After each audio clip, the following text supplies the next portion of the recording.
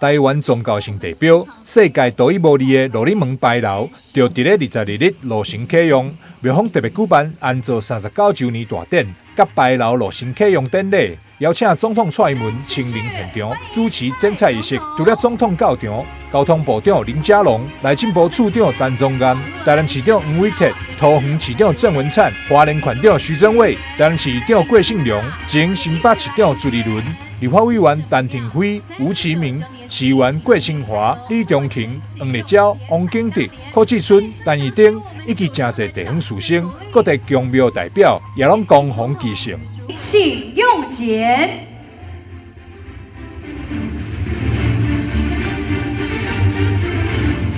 300年来，咱这个圣母庙是咱地方重要的信用中心，嘛保庇咱地方的乡亲，也保庇咱台湾辛苦的行船的人。圣母庙经过3摆的重建，愈去愈大间，就是因为咱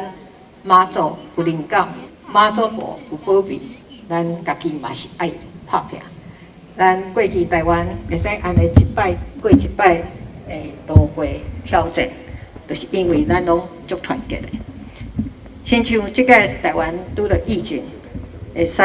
收会掉，咱的经济表现嘛真好，就是因为咱有团结斗阵做伙甲防疫做好。牌楼伫去年动土了后，台南出现连二大雨，嘛拄着各种严峻的工程考验，互大家拢相当烦恼，无法度如期完成。现在拢伫咧妈祖指示的日期完工，会当讲是一个奇迹。法国有一个凯旋门，